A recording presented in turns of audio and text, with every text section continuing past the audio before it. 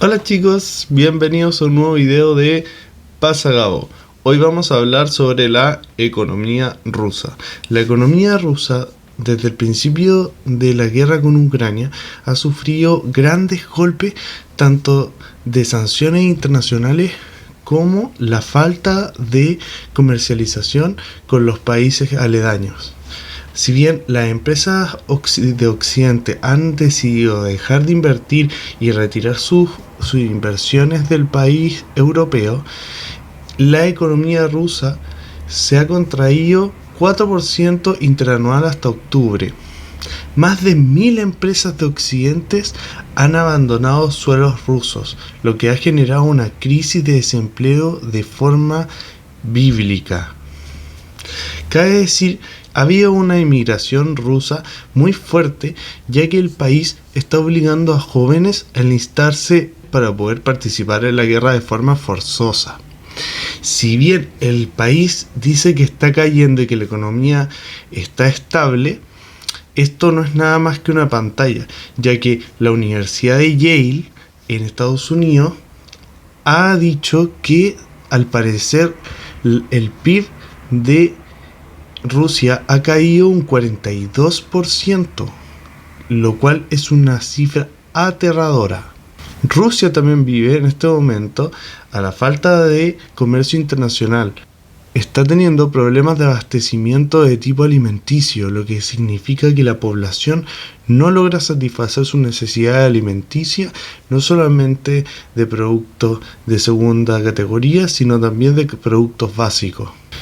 Como decía anteriormente, el escape de personas de Rusia también significa un escape de capitales importante del país europeo, lo que significa que hay menos dinero.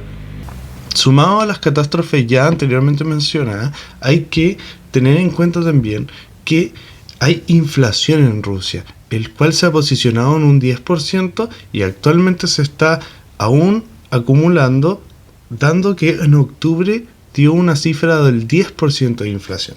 La principal exportación de Rusia es el gas. Este ha caído ya un 54% desde marzo a la fecha, lo cual ha significado un problema descomunal del país ruso, ya que siguen produciendo gas, pero los compradores o los antiguos socios comerciales ya no transan con ellos la cantidad que antiguamente transaban. De hecho, muchos de ellos tienen el comercio internacional detenido de forma completa. Si a esto sumamos ya con la crisis previa que tenía Rusia por el golpe del SARS-CoV-2 o COVID-19, la guerra y las sanciones internacionales que se le han aplicado a este país han significado un golpe tremendo al país europeo. Sin embargo, este país estuvo durante muchos años acumulando oro por razones que todos desconocíamos, y actualmente podemos ver la razón del por qué. Ellos se estaban preparando para este tipo de conflictos. Pero si quieren saber un poco más del oro, les voy a dejar al final del video una ventana para el video sobre el oro. Cabe señalar que los problemas no solamente han sido económicos, ya que desde el lado ucraniano como del lado ruso han habido decenas de miles de pérdidas de vidas humanas, lo cual, a mi entender, es terrible.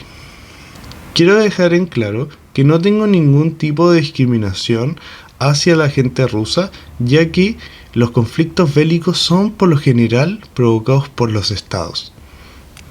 Si te gusta el video, dale like, suscríbete para poder seguir haciendo videos de estas características. La guerra pareciera ser que no va a detenerse en el corto plazo. Si bien las tropas rusas últimamente han estado retirándose, se cree que realmente es una retirada estratégica para esperar al invierno, donde los rusos tienen la ventaja de forma estratégica, ya que ellos están acostumbrados a movilizarse en condiciones climáticas adversas.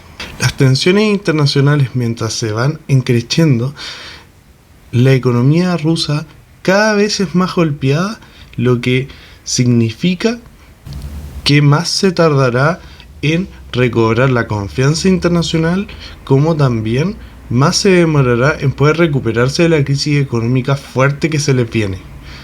Si bien los daños ya son catastróficos, podrían ser mucho peor, y el gobierno ruso, a mi entender, no puede retirarse de la guerra, ya que las consecuencias políticas serían abrumadoras. Si bien la guerra nunca tuvo una justificación de per se, sino es por que habían algunos movimientos prorrusos dentro del territorio ucraniano, dicho ataque fue absolutamente desproporcionado, y la captura de territorio ajeno a Rusia me parece algo absolutamente detestable.